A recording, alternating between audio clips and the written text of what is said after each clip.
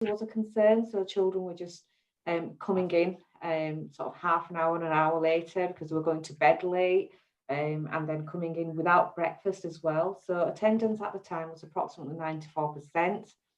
In terms of outcomes, our key stage 2 children, they were we did have low standards.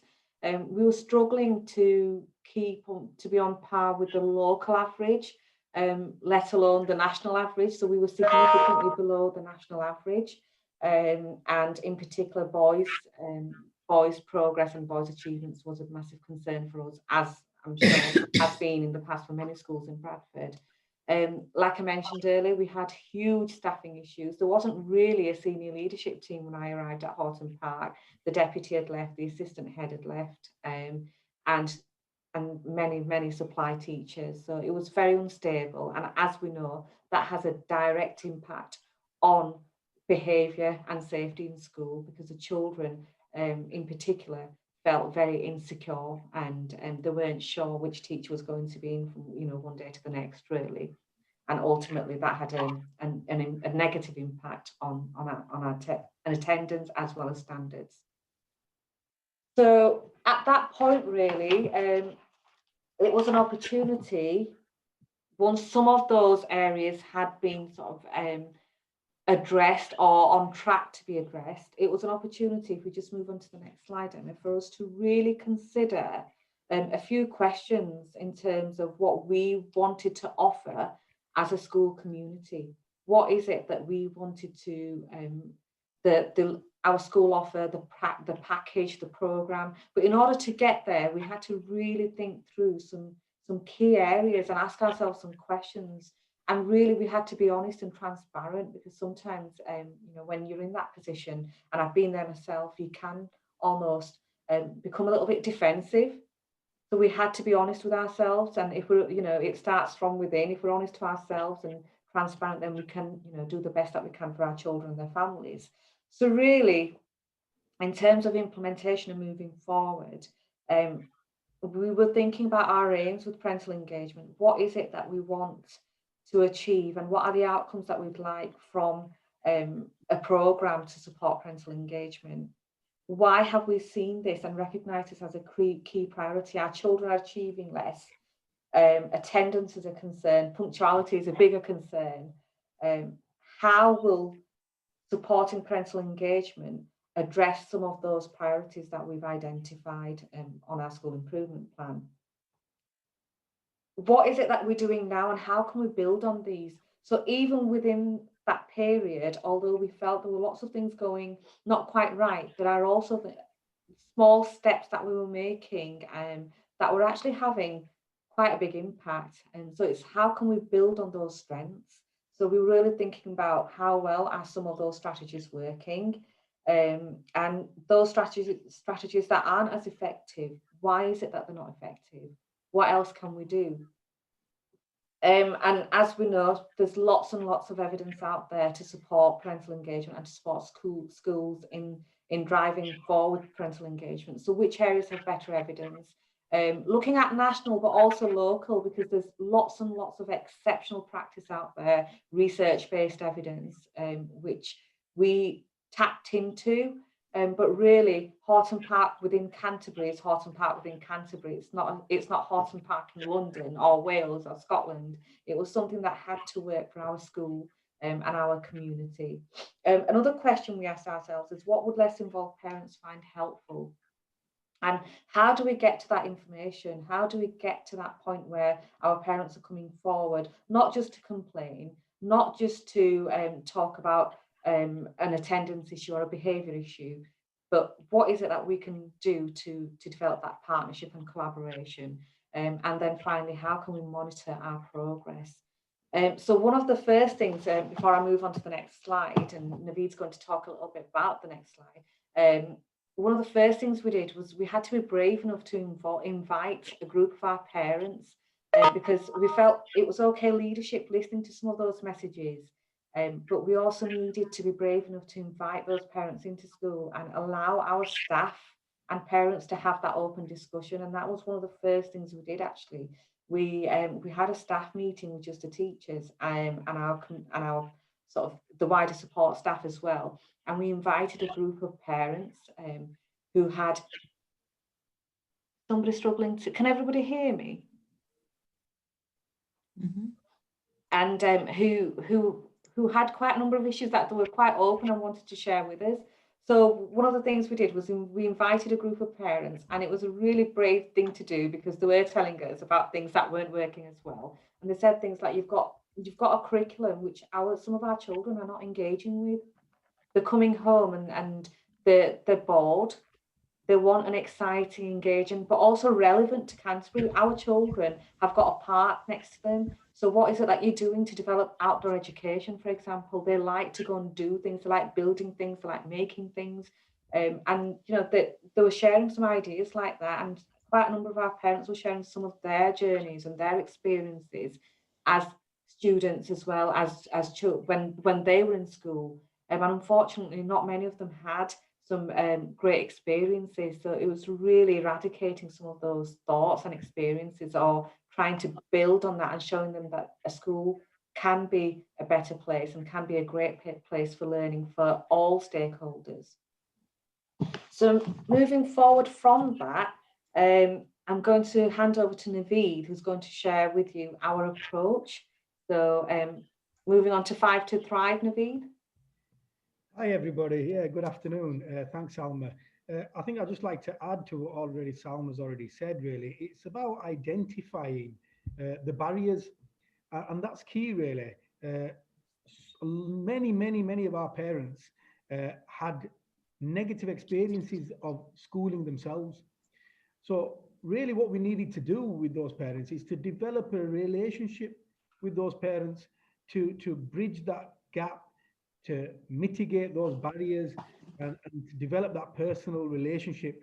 And sometimes that was on a one-to-one level. Sometimes we did it in groups, but we really needed to give those parents a reason for coming through our doors. And I think that's really key, is to identify the barriers. And some of the questions in the previous slide, helped us to do that. It was about what were their own experiences of education and what are the aspirations for the community. Because at Horton Park Primary School, it's not just about the children's achievements. We want to take those parents and the families on the journey with us. We want them to have aspirations as well, not just for the children, but for themselves. And what we want to do is not just to be an outstanding centre of education ourselves, but we want to develop the area and the community. We want Canterbury to be on the map. We want Horton Park to be globally recognised. And, that's a vision that you can see there where, it's not just about children succeeding. It's about staff, children, parents, family members, and the wider school community and the community itself. And I think that's key, really. And at Horton Park, obviously, we have this as a seamless thread throughout all stakeholders. And it's on the school improvement plan. It's at the very top of the governing body agendas. It's at the trust level. It's at senior leadership level. And it's throughout staff and parents and children. And when you have that as a priority and a key aim, you've then got much more of a chance to have buy-in.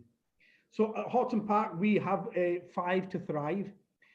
Many of these initiatives have been in place for a number of years and have just been developed. And as we become more of an outwardly facing school, partnerships have increased. We've become a multi-academy trust. And all of those things have just helped us to bridge those gaps. Now, further on in the slides, we'll talk about some of the research that's been done locally and nationally. But Horton Park, always been a school where it's been in the middle of a Canterbury estate, high in deprivation. Little Horton Ward, one of the most deprived wards in the city, one of the most deprived wards in England. According to the IMD, the last IMD, we were first out of approximately 160, 157 primary schools where one was the most deprived. But that never was a barrier for us. In fact, that just helped motivate us that bit more, that we won't settle for that being an excuse. In fact, this will only just push us that much further in achieving those outcomes for our families. And it is about achievement. It's about recognizing what potential everybody has, and that might be different stages. Large proportion of free school meals. A third of the school were on the SEND register. Speech, language, and communication being the primary need. We have 37 languages. Salma's sitting there, and Salma calls our school a mini oasis, a mini world, and it really is. We've got languages, rich representation across the globe. You know, from Dagestan in Russia to Southeast Asia to Eastern Europe to America to Arabia. You know, and it's a wonderful, wonderful blend. It really does broaden the horizons of our children and our parents. But we do see, especially in COVID, the mental health of our families is being affected. The educational attainment of our children has been affected. So we developed further since March our strategy on 5 particular areas of focus. And this mirrors what we have in school. So for the children, we have 5 ways to be brilliant. This is about the children developing life skills and becoming excellent ambassadors in modern day Britain. And we mirror that with our parents' 5 to Thrive. And so we have educational support for our families. And I'll let you just have a minute or two just to look through the educational support of what our school offers. And it's not an extensive list. It's not an exhaustive list. You know, there's more we can add here.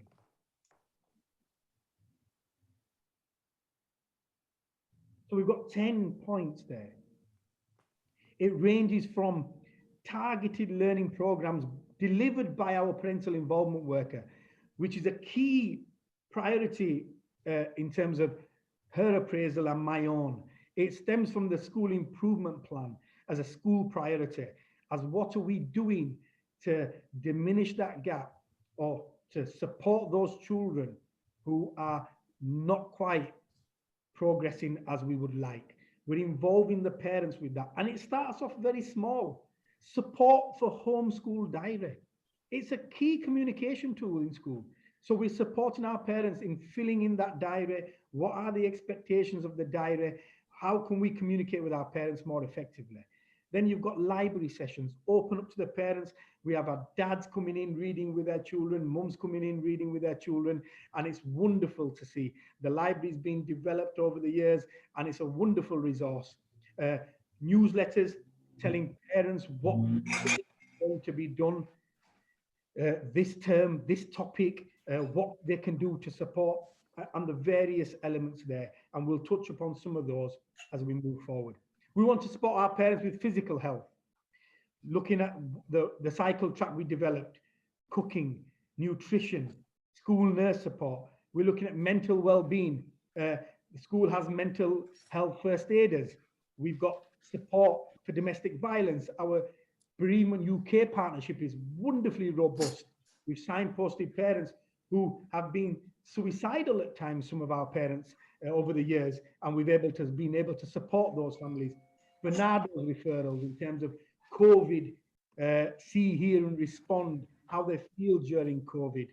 CAMS referrals, as many of you will have done many of these things. The emotional side, our open door policy, and I can't stress this enough.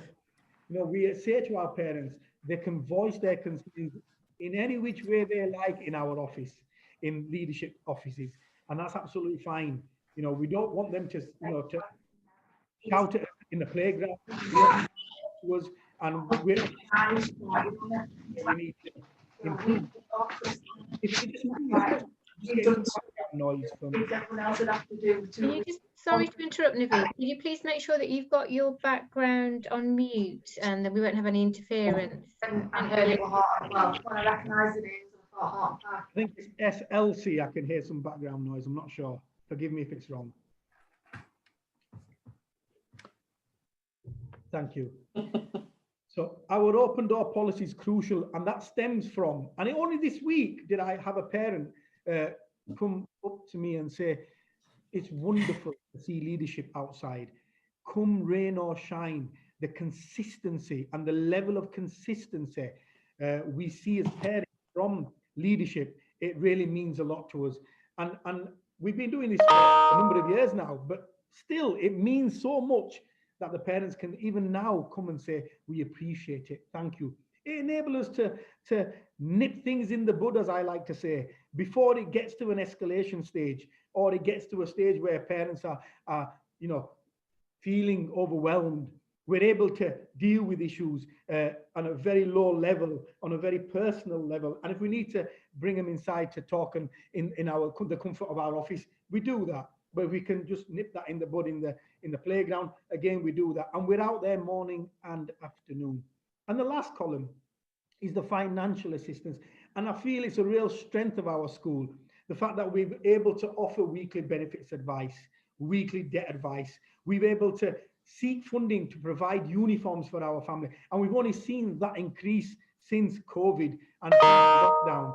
We have a Paisleyfield market on a Wednesday where Greggs provide us with their unsold food, cakes, buns, pasties, and we're able to offer that to our parents. We do the same on a Thursday with produce and vegetables and fruit. We have subsidized trips. We have 2 minibuses. Again, great investment by senior leadership team, great investment by the governors, and that's just only flourished the children's experiential learning and informal learning and broadening their horizons, because some of our children never even visited Bradford City Centre. And some of you probably thinking, well, I wouldn't visit Bradford City Centre, but they have gone out and about. We've done trips to London and really has broadened their horizons. We're able to support with families who are struggling with gas and electric utility. We're able to offer energy efficiency advice. So it really is a holistic approach. It's a whole package. And many of you working with parents will know now that we as schools have to seem to provide that much more. It's not just about literacy and numeracy and science anymore. It's about the holistic approach. Thank you, Salma. Thank you, Naveed. Okay, so just to set the scene really about Hawthorne Park, and as I mentioned earlier, the journey that we've been on, some of the questions that we asked ourselves as a school team, putting together this plan. But really, we've always seen ourselves as a school where everyone learns to succeed. So let's think about 12 years on, onto the next slide, Emma. So just reflecting on that really gave me that sense of pride and positivity to say, actually, we have been on a long journey, but it's been absolutely worthwhile.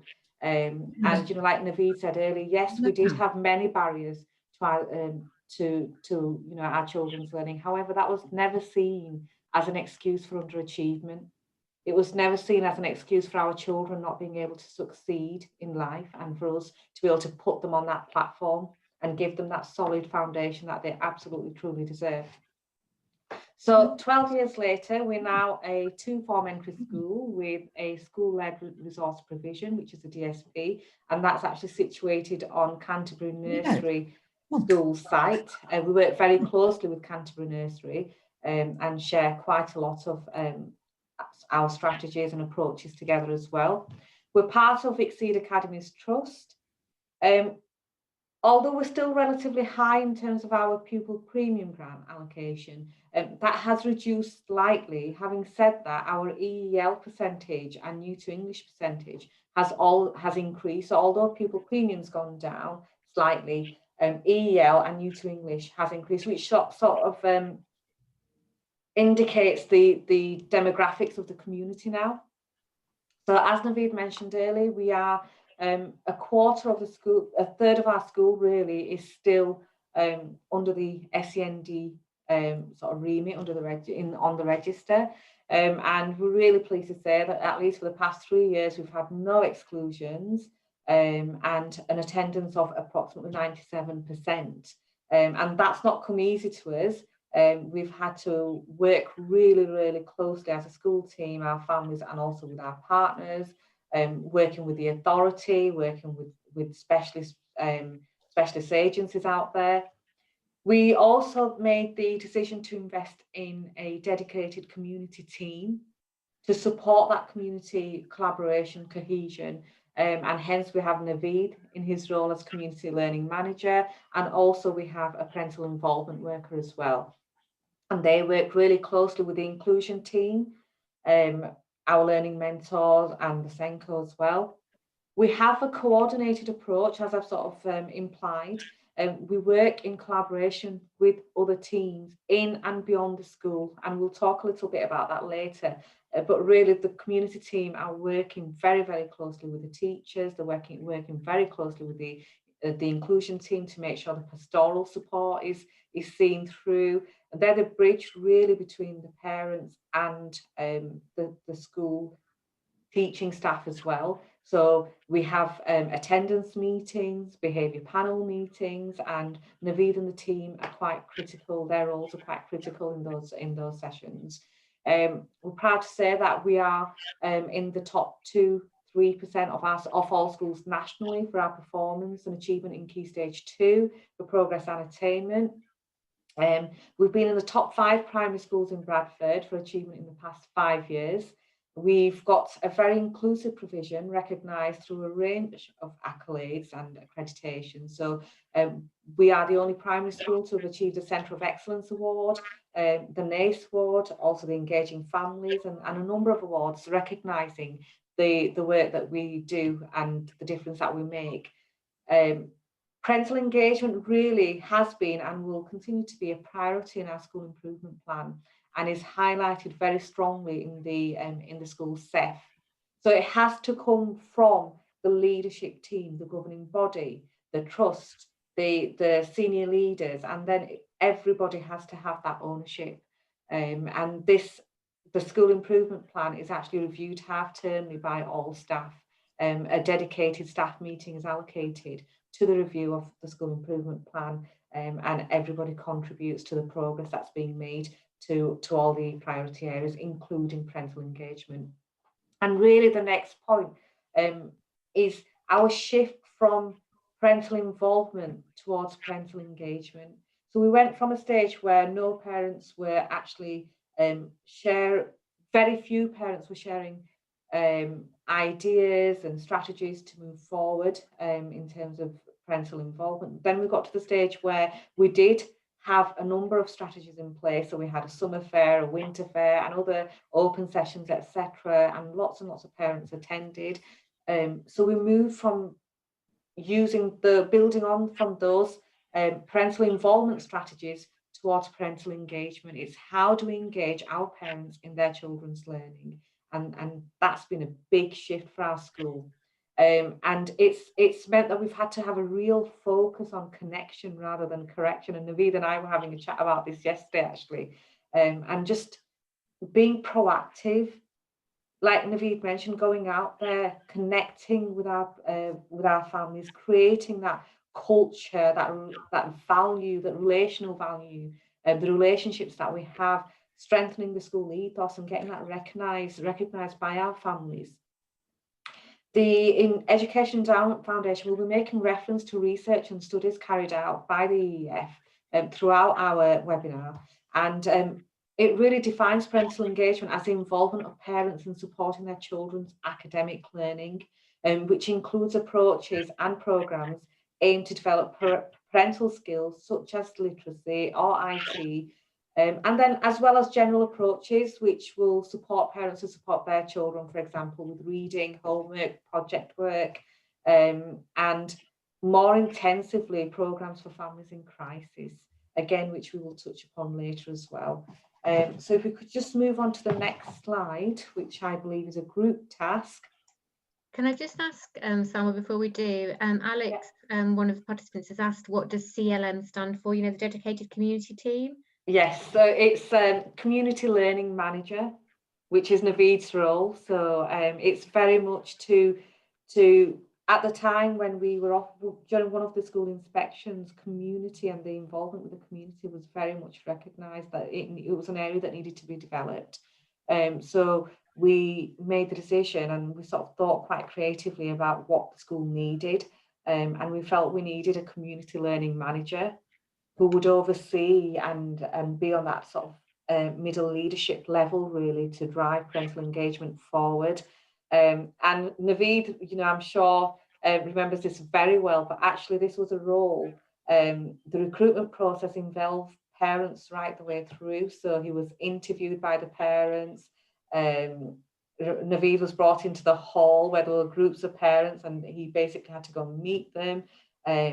A number of tasks, and they've been part of that, and that's really helped strengthen the school's partnership with the parents, because they see this role and other roles as being as if they've been consulted and they've been involved in that. I think what's So, key, sorry, I think what's key also is that connection and involvement of parents at every stage, because you've got to build up goodwill. We're human beings, we make mistakes. Schools will continue to make mistakes and will have made mistakes. And I don't feel it should be on any school just to have that one or two people that parents can relate to. It's not just the role of the parental involvement worker. It's not just the role of your learning mentor, for instance. It's got to be a whole school vision where we're building that goodwill with our parents. We're able to support them on a number of ways. So then we do have those difficult conversations. And believe me, we do have some very difficult conversations with our parents. It's not just a case of, everything is fine, rosy. We have those difficult conversations. But because we built up that goodwill, because we have those relationships, and they know that we want the best for them and their children, we're able to have those difficult conversations at that point. So it is about connection. It's about how many ways can we find to connect with our parents.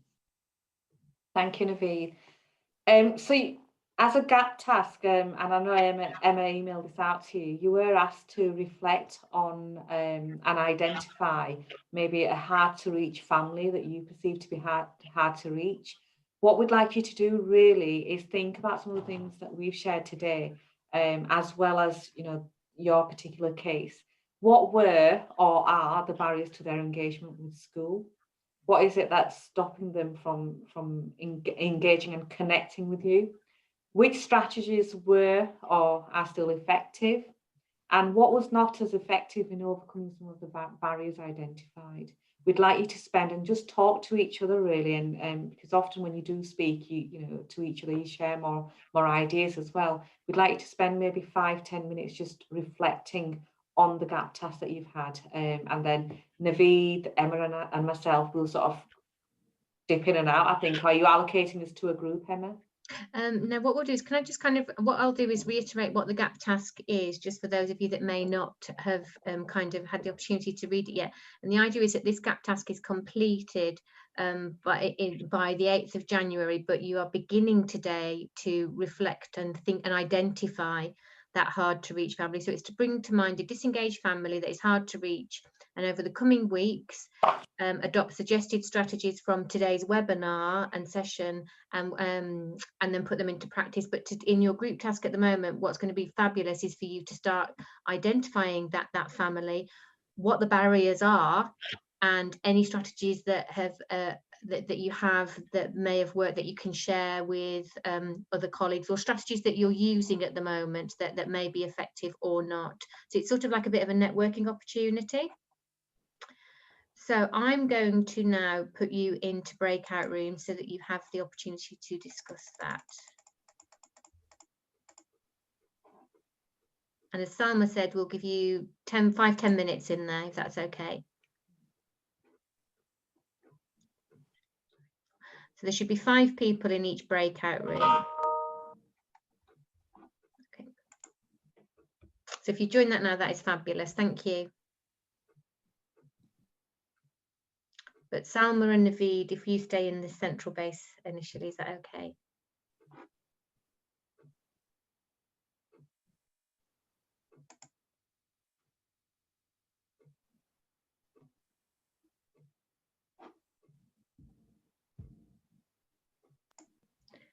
Okay, welcome back everybody, and we hope that was quite useful for you to just kind of network with colleagues and have the opportunity to briefly discuss what the new gap task is after today's session, in terms of identifying that hard to reach and disengaged family.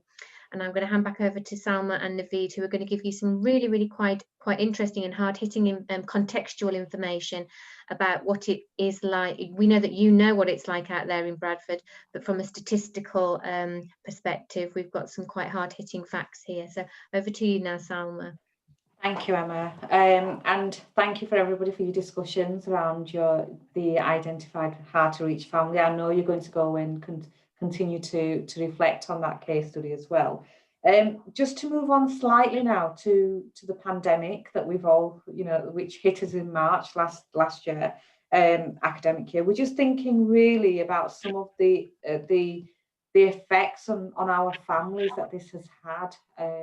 And it's actually quite alarming, some of the recommendations that have come through from Born in Bradford, which is a research organisation. And they carried out a survey really on parents, and they looked at the first 1,000 surveys and summarised the findings. It's definitely worth a read. It's called When Will It End? Will It End?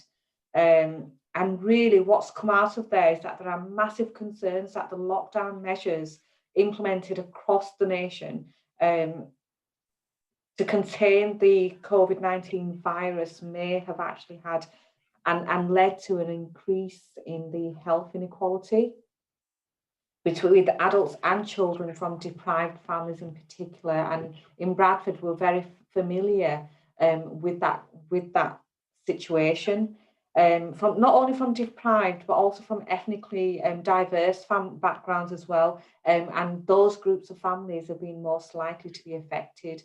And as you can see, the top 5 recommendations that have come through is that there is an absolute need for consideration in terms of how we would better support vulnerable families to enable them to manage financially and avoid them becoming homeless and also living in debt and food poverty.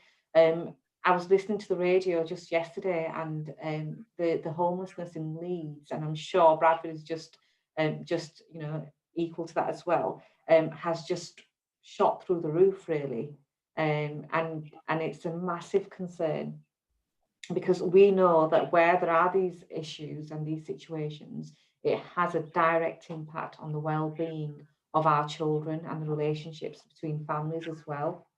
Then there's also a recommendation around the area of mental health. And I know quite a lot of this, what Emma's been doing recently is focusing around SEMH, mental health, parental engagement, for example. And what it's found is that there's a large proportion of people now who are now suffering from depression and anxiety, and enabling services for severe cases and preventative interventions for those with mild symptoms to stop these getting worse. So it's, and I'll come back to where we fit into that. There's also a massive need to develop methods to reassure and encourage vulnerable families to access health and education services, which with immediate effect to stop health inequalities becoming worse, and from that gap from widening, not narrowing, but from widening. So we really need to think about how we can intervene here as well. And then there's recommendation 4 talks about addressing social isolation and sort of targeting the most at risk first, and including families from small ethnic groups in Bradford clustered together as other ethnicities. And then finally, the number five recommendation is the need to shield clinically vulnerable people and contain the COVID-19 virus using lockdown measures needs to be balanced against the increasing and severe health inequalities, which I've mentioned earlier. Really taking on board those recommendations, there's a question for us to think as people serving the Bradford city and serving children within Bradford City. It's what is it that we can do? We're in quite a privileged position really, in that we do serve thousands and thousands of children and families. So what is it that we can do to make that difference? How can we narrow, and how can we do our little bit to eradicate those barriers, or to diminish those differences? And I know as a school here, for example, at Horton Park, we've worked with Bereavement UK, we've worked with lots of, so we've got the market, the food stall, the market food stall, and we've had hygiene packs, we've had food parcels, um, in from March really onwards to try and support some of our most vulnerable families during this pandemic and this really difficult time. Um, what we've also found is that it's not just the adults that are suffering from depression and anxiety. Children are also becoming victims of this as well, as a direct result of COVID-19. So it's just looking at the whole package. Moving on, that was just food for thought, really, and it's really worth you exploring that further because it's about Bradford, research carried out in Bradford, and with recommendations that link directly to the families of and children and families of Bradford as well. So if we just move on to the next slide, Emma, we'll talk about some of our strategies sitting overall within communication strategy. What have we done as a school to try and sort of overcome some of those barriers, and we'll relate some of these strategies directly to COVID-19 as well, because we've had to really think differently, think out of the box, and step out of our comfort zone to try and make sure that we are thinking and we've almost got every ground covered. So some of these aspects you'll be doing already within your schools, and I'm sure there's lots and lots of strong practice out there, but things like fortnightly letters, newsletters, what we've made sure we've sort of had a non-negotiable really that some of these correspondence to the parents, they really have to be in child speak, because we need to bear in mind as well that we are sometimes, and this is the truth, we are sometimes depending on our children to go home and read this to their parents and their families, so it just needs to be accessible. Thinking about dual languages and multi-languages, so we're just making sure that we're representing the community as well. Half-term curriculum newsletters, and it's not just the newsletters in terms of sharing the topics and the themes, but it's also about how the families at home can support their children. So there's a section on the half-term new curriculum letter which states this is how you can support your child at home with their learning, and we've got some ideas, really practical ideas that they might be able to carry out with their child, and it just develops that communication and interaction as well. We've got the homeschool diaries, which Naveed's spoken about. Half-termly parents forum. Do you want to talk a little bit about the parents forum and the steering group, Naveed? Yeah, so within school we have a steering group consisting of 8 parents. We meet every half term, and it has leadership representation on there as well as senior leadership representation. We discuss current affairs, current things and current projects within school, the community, what's happening on the ground basically, and that steering group is a voice, and they're ambassadors for parents, so they will speak to us regularly about what the parents are asking, what the parents are feeding back on certain areas. And what we do is then we meet as a steering group. That steering group really mirrors our school council. So the school council have met with the steering group, and together they've worked on projects as well. I think that's been really key. So the school council met with the steering group, they developed a project, they worked on it together.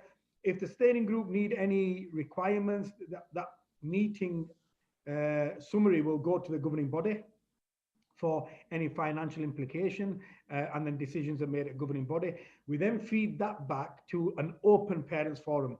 So it's agenda specific, and we invite the parents every 6 weeks, a week after the steering group meet, and members of the steering group will lead that forum, and it could be anything around fly tipping on the estate, drug and alcohol misuse on the estate, it could be learning related, it could be trips. We've become a cashless school and a paperless school, and the steering group have supported that. It could be around consultations. We consult with our parents twice a year, and we share those outcomes with our parents. And in the forum, we have you said, we did. And so every forum, whatever the parents are feeding back to us. Some of those things we're able to put in place. Some of those are not possible, but you said we did, and so we feed that back at every forum. We have multilingual, bilingual parents that are translating, and staff that also translate in community languages as well. So with the highest number we've had parents at the forum is 80 parents. And they've met with local councillors, wardens. We get Sheila Brett's office, which is the neighbourhood service. We've had senior leaders presenting a leadership focus. We've had cyber safety, for example.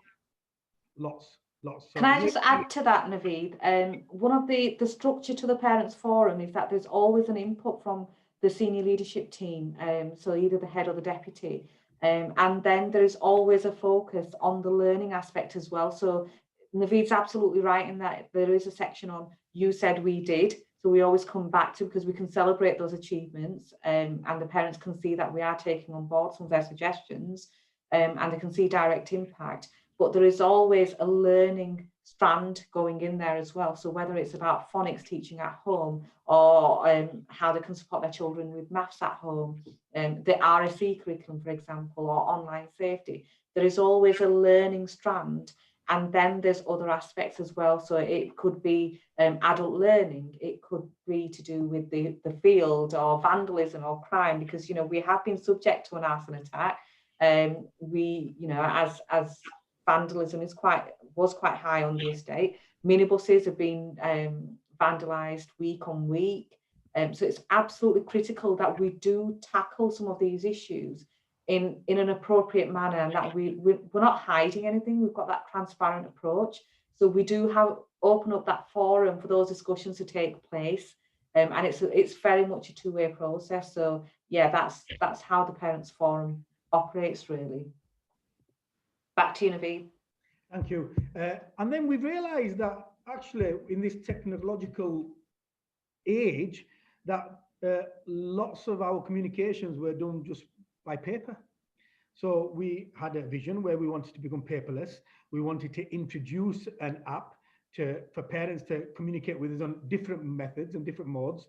So we introduced Marvelous Me, and so 81% of parents have signed up to that, and they get attendance badges, newsletters on there now, text messages. Teachers are able to upload work on there, and that really helped us to progress to what we now have is Seesaw, which is a more of a learning platform rather than a communication tool. But if we didn't have the Marvelous Me, we would have struggled engaging our parents. I think some of our colleagues are struggling hearing me, Emma. I'm not sure why that is. You're on mute, Emma, sorry. Yeah, I'm just reading that now. I think everybody else can hear you, Naveed. I'll try speak a bit louder. I am known to speak quite loud as it is, colleagues, but you know, I will try my best. Yeah. Okay, let's see how it goes. So yeah, the Marvelous Me has really introduced a lot of our parents to online technology. A lot of the parents now have got smartphones, but what we've done is we carefully identified that as an area, and so we brought that into the Parents Forum. We had demonstrations. We've had one-on-one sessions where we supported our parents download the app, understand how to use the app. Attendance, it doesn't get to 97% just by that. We have an extensive range of rewards. We spend over £4,000 a year because we value the children attending school every day. We value that education is priceless. And we're able to send those badges and certificates via Marvelous Me. It's a quick ping to their phone. Many people will have that. Seesaw is great now. We still have the odd parents that can't access Seesaw because they don't have a device, but the school's looking into what we can do. Just to talk a little bit about that, Seesaw came as one of our actions following as part of our COVID recovery plan, really, and the remote learning opportunities that we provide our children. So we were sending home, and you know, at the time we did print out packs as well. But we found that Marvelous Me was great in many aspects. However, we needed a platform where online learning could be accessed. directly, and teachers could engage as well. So Seesaw, it's a free tool, and it really enabled our teachers to have that direct impact. We had other programs and platforms like Purple Mash, for example, as well, but Seesaw just gave us that general platform. One of the other things that we did set up was a designated email address for parents only, and that was one of the first steps we took when COVID hit us, because we found a number of parents asked a number of questions and they just wanted that communication. So we set up, as well as our school email address, we set up one just for parents, and we were able to communicate directly with them. SLT, other leaders, and also the office manager had that access to that email, and there were questions about how they could access the food vouchers, for example, for their children, how they could access the learning. Quite a lot of the information was updated on the website and still is.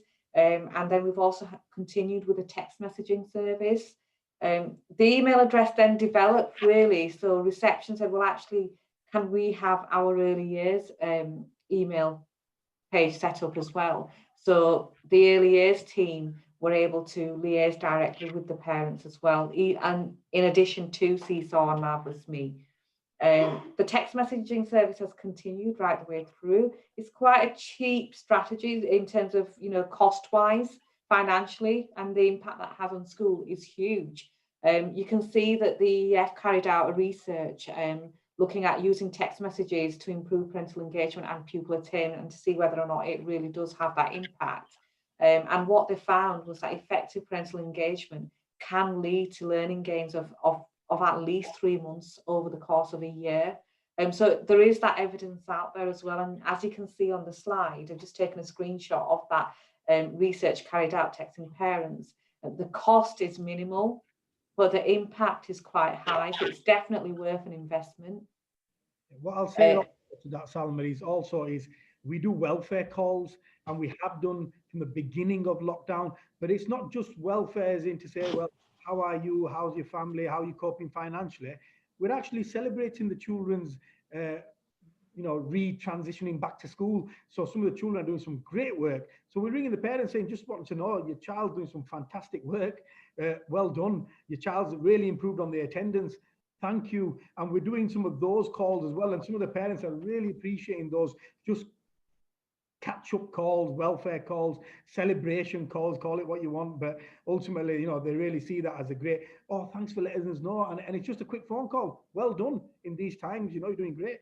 I think to add to that, Naveed, one of the approaches that we took strategically was to make sure that all our community team members were safeguarding trained.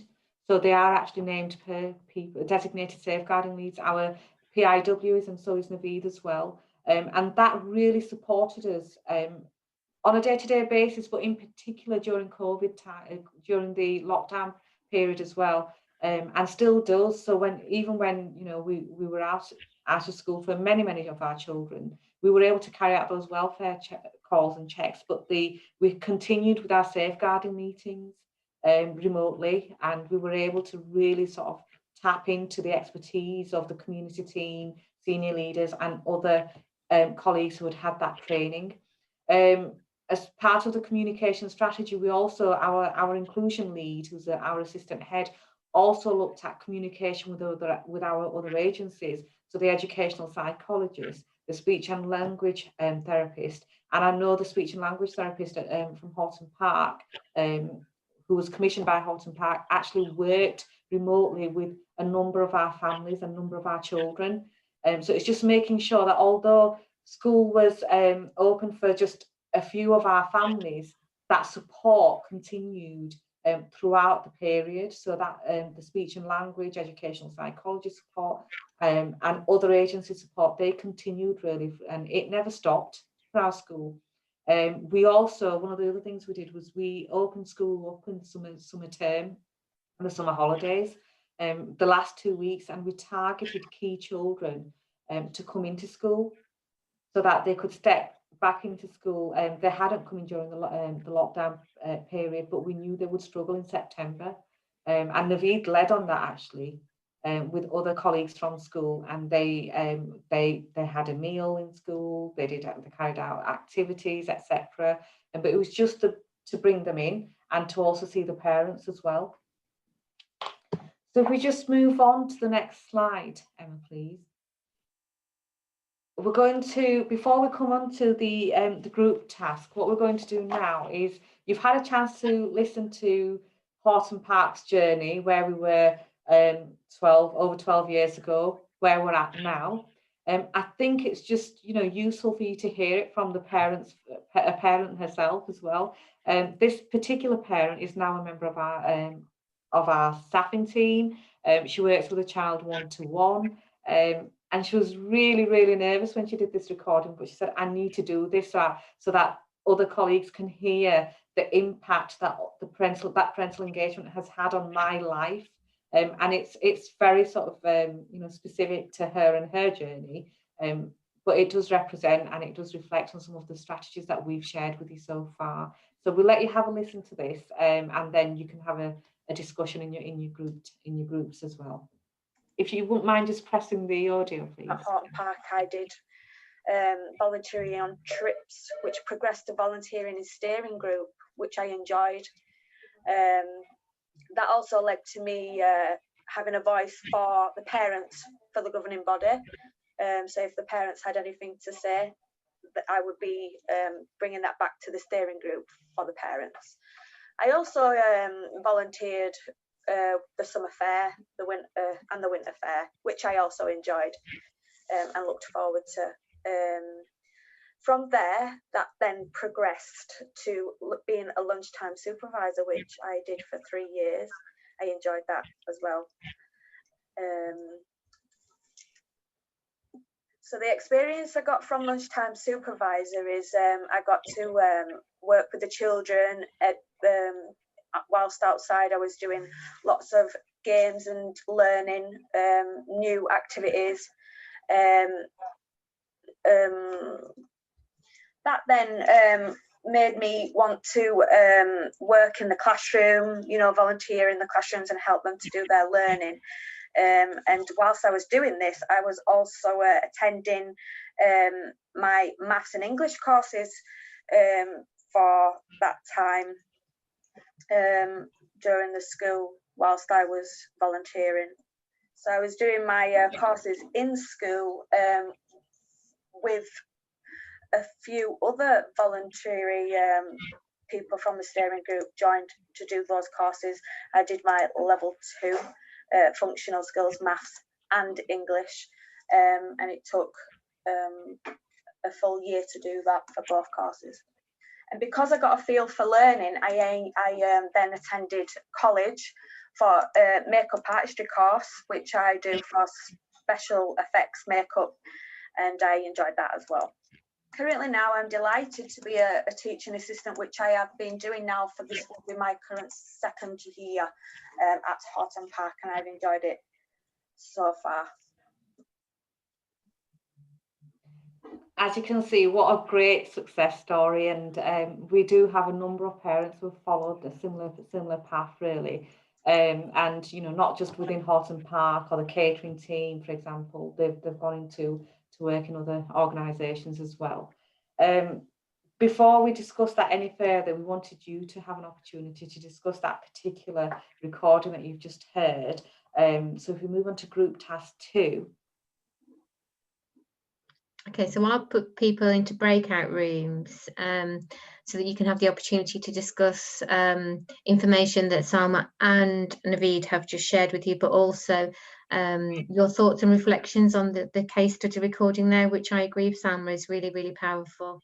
Yeah, if whilst you're having your discussions, if you could just sort of reflect on the journey or almost plot the journey that the member of staff's been on as well. I think that's highlighted on the next slide, Emma, if you wouldn't mind just going across there. Just look at some of the opportunities that the school has provided. Volunteering on trips, which progressed to volunteering in steering group. So just to discuss some of the opportunities provided by the school to engage parents in education as well as school and parental involvement in general. So almost like a timeline, but feel free to have your own discussions, and we might come into a couple of the groups or one of the groups at least. Thank you. Is it about 10 minutes? And then would you like to add a break onto there as well, Emma? I think if we have a comfort break, maybe what would be good is if maybe we'll come back and reconvene and then have a comfort break of 5 minutes. If we have 10 minutes in. Brilliant. And then we can come out. Just let everybody go first.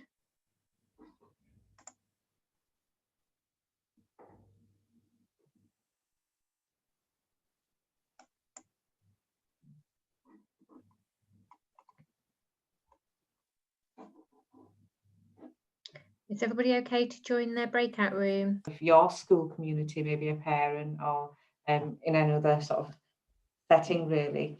Just moving on to parental voice, that is absolutely critical for any successful school, for an effective school. Because when you've got parental voice at the forefront of everything else, the children can really see that collaboration between the school and their parents. We want our parents to be coming forward, to be voicing their thoughts, opinions, but in an appropriate manner as well. So as Naveed mentioned earlier, we have had to overcome a number of challenges. We've had a number of conversations and quite difficult conversations with some of our families as well. We've had families that have displayed some really extremist behaviours, for example. We've had some families that have had needed support with drug and alcohol misuse, etc. We've had to ban some families on some occasions. So it's absolutely maintaining those high standards and zero tolerance, but at the same time, working with them as well. So we've mentioned the steering group before. That was creating a platform really for parental voice to be followed through school. And the steering group then leading to the parents forum. The steering group consists of about 10 parents and a few members of school staff as well. The parents forum is open to all our families, and like Naveed's mentioned, we've had approximately 80 families, parents that have turned up and attended. We do have multilingual staff, and that's absolutely critical. So Naveed's often been at the front translating for us as well.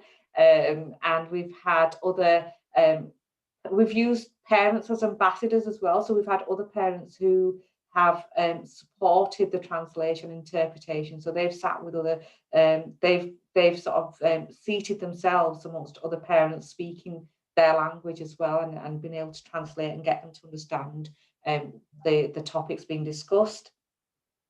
We've already mentioned opportunities for informal chats at the start and end of each day. This is a really, really powerful strategy that we found to be effective. Even if it's, raining, windy, ice, snow, sunshine, however it is, we are out there. The staff from Horton Park are out there, and it just means really that although the office is there to serve the families, we are able to deal with some of those really minor issues that could lead to something quite big, actually, if it's not dealt with. So just to nip things in the bud, as Naveed mentioned earlier.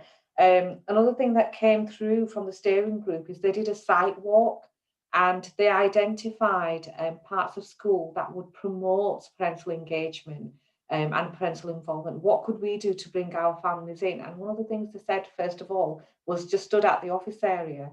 They said, when we come into the school building, it's warm, it's welcoming, it's vibrant. However, it does feel like we're coming to a doctor's surgery, because we had the screen and the glass panel was we just slided the glass panel to talk and engage with the family.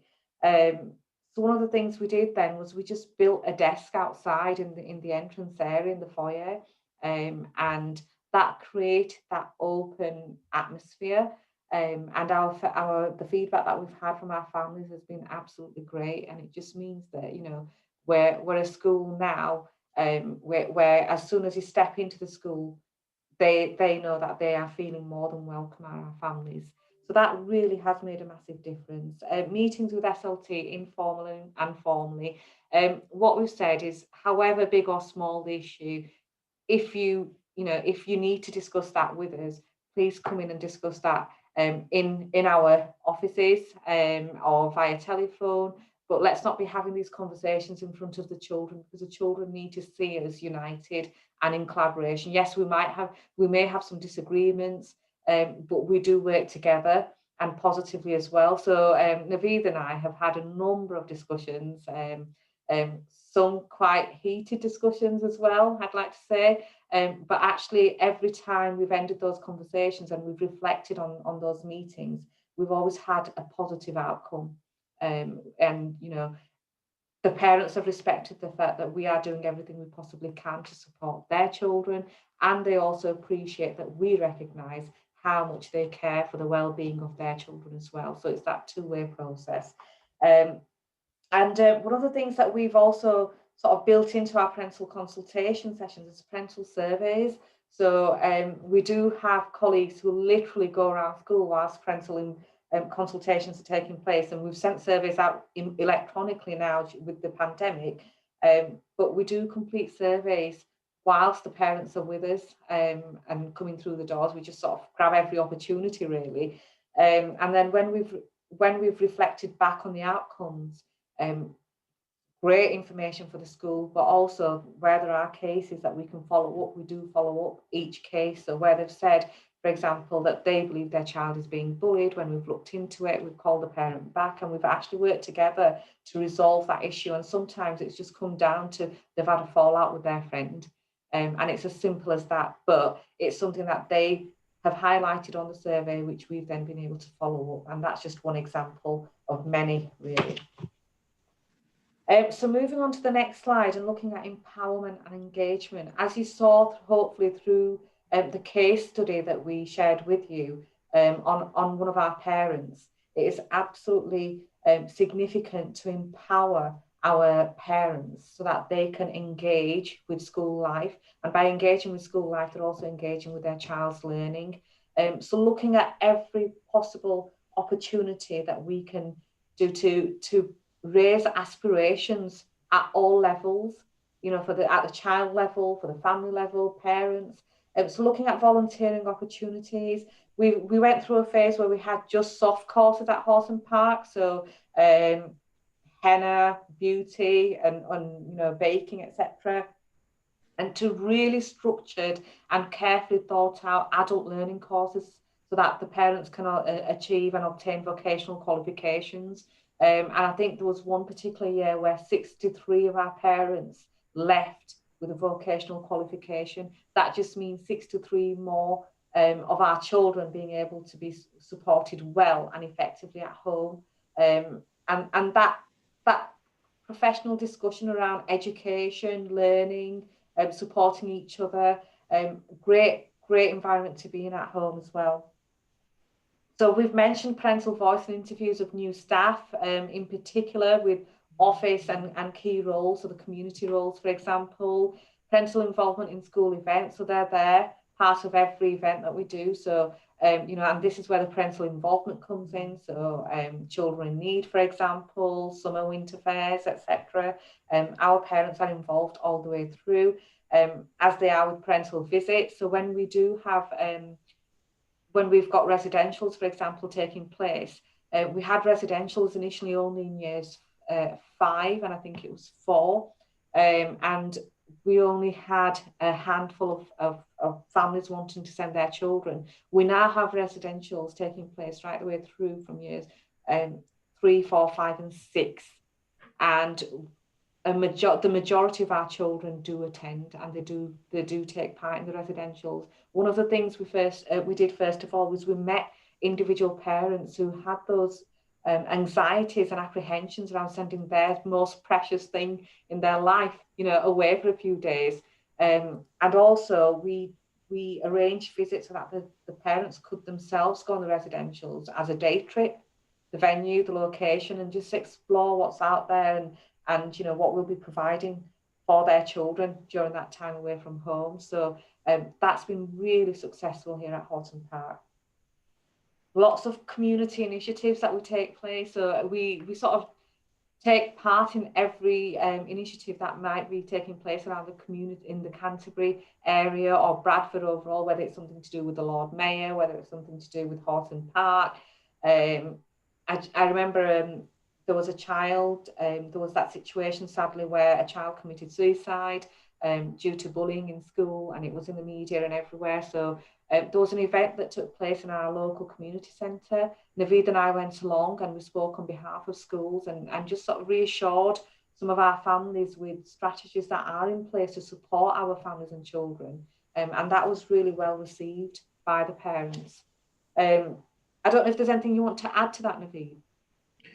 No, just a really take-up's always been fantastic. 600 parents at Summer Fair. You know, we do get really, really good buy-in from our parents. And, you know, it makes it all worthwhile, I suppose, you know, because we're doing it for them and the families. So, yeah. Thank you. Well, just before we come on to our last section of the presentation, there is another final group task, which is on the next slide. Group task 3, Emma, please. So what we'd like you to do now is just think about some of the communication strategies that we've shared with you so far. Just reflect on those and reflect on communication with parents at your own setting. There'll be lots of amazing and wonderful things that are already in place. But we'd like you to just consider the following. What is working well at your setting in relation to effective communication? How do you know it's effective? And which strategies can you think of now that actually having reflected on these, maybe they're not as effective as I thought they would be? Is there a particular aspect that is not working as well as expected? Is it a particular group, you know, a particular parent, a particular group of parents? And in what ways are parents being supported through the COVID recovery period at your setting?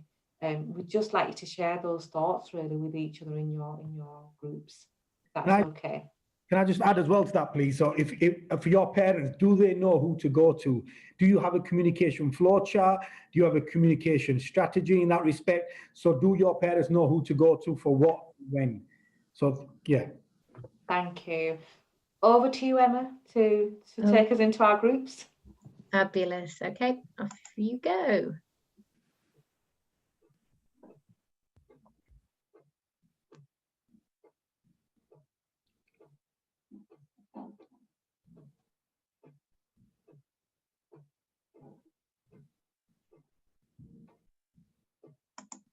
I'm going to join a group, Emma. I'll join group 6 for this one.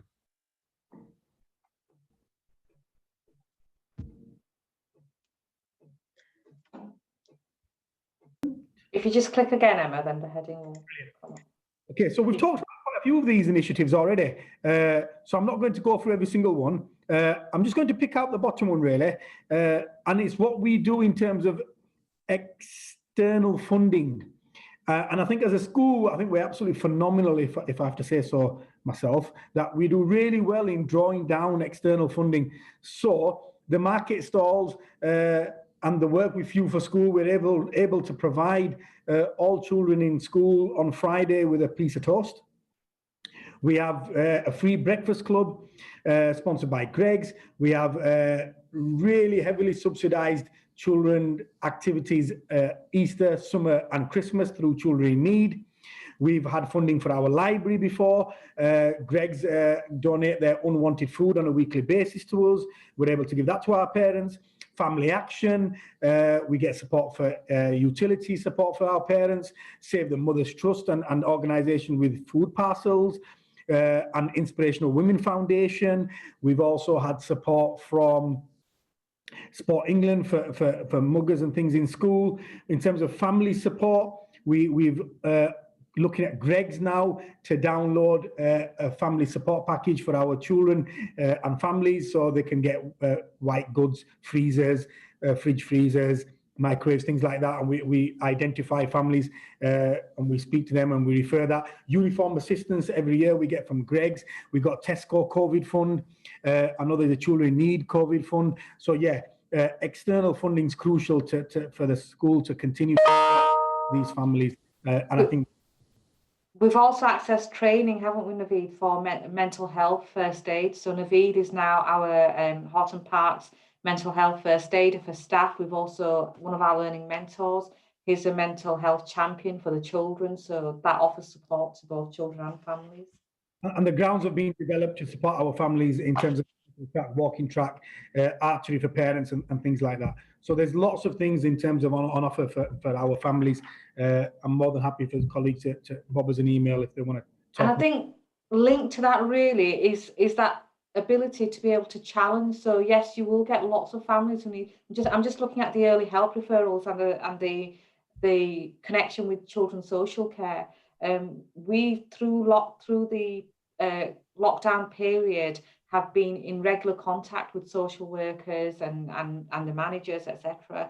And sometimes they've sort of informed us of decisions that we've not been happy with or satisfied with. So it's really having that the confidence to be able to challenge those decisions as well, because obviously you're not seeing that child every day, you're not seeing the family every day. So just please, feel confident enough to be able to get that support to provide that challenge, and make sure you're doing everything you possibly can to make sure the children are safe as well when not in school.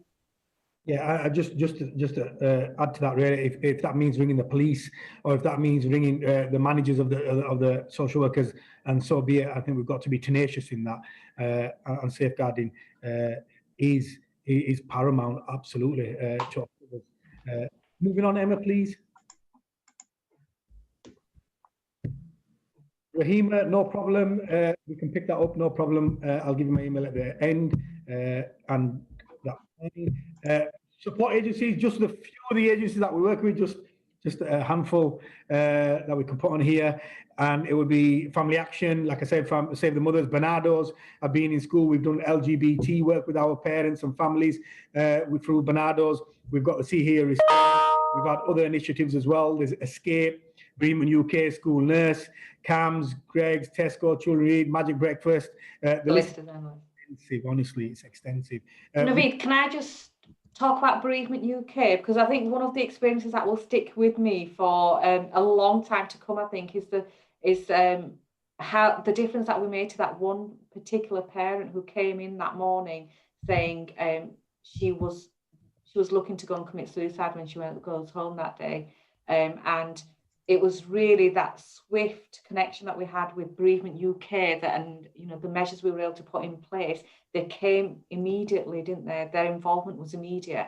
They worked with that parent throughout the entire day, and we had a really positive outcome. So that was dealing with a crisis, and because of our links with some of these organisations, we were able to get the best possible support, life-changing and life-saving as well, actually, if when we reflect back on that particular case study. So yeah, that's something that will stick with me for a long time to come. Yeah, and they invited the school to present at their national conference, and it's just raising the profile of primary school children and families, and the school presented in Manchester, and it was great. And I just think this the whole, from before they even assign to school, before they even walk through the doors, we visit the home. It's an admission visit, and I say this at every presentation, and I can't stress it enough. We visit the families before they even set foot through the door. We're able to get into the house, see how they are, look at the family dynamics, put that package of support in place before they even come through the door. Because sometimes a child can be with you for 6 years and school have never even been in the home. And we don't know what the demographics are like. We don't know what the home dynamics are like. But at Horton Park, we will visit every single family that's on our roll. And I think that's crucial. Really. I think another crucial point to mention is that during the lockdown period, although we've had some families and some children in, all our staff have had weekly sessions on mental health and wellbeing, CPD sessions. And it's not just to be able to support children remotely, but it's also preparing them for when school reopens for all the children, and when it reopened in September. And that's something that's been really helpful during this period now that we're in now. Thank you, Emma. We're not going to share the case study with you because we're just conscious of time. But it was just to summarise and give an example really of some of the support that we provided. and we've spoken to you about those already. If we just move on to the next slide, please, Emma. I'm just going to finish by bringing you back to some of the questions that we considered and reviewed as a school community. I'm not going to repeat those again, but I just wanted to bring these back up just so that you can maybe just reflect on some of these questions and think about how you're going to move forward in terms of parental engagement and your communication strategy. Which teams will you go back to and speak with? And please feel free to come back to us with any questions. But we hope you've enjoyed the afternoon and found it useful. We've certainly, had to sort of, we're very conscious of the fact that we've had to cram quite a lot in, but we could just talk forever on our communication with parents and our involvement with parents. But we hope you found it useful. And thank you very much for your time this afternoon from Naveed and myself. Thank you, Emma. And thank you very much to both Salma and Naveed for showcasing all the great work and that kind of proven track record and outcomes and impact that you've had. It's been absolutely fabulous, and I really hope that you can take those strategies away and have a go at putting some of them in place and embrace them in terms of your gap tasks as well. As in previous sessions, I'm going to put in the chat function now let me just get it up actually, sorry. I'm going to put in a questionnaire which will take you literally minutes. So if you don't mind in your browser, just putting just click on the link in the chat function and completing a questionnaire. This is funded by the Opportunity Area. We do have to report on impact and efficacy, so really appreciate you doing that. It literally will take you a couple of minutes. So thank you, and a huge thank you again to both Salma and Naveed for your brilliant work today. Thank you.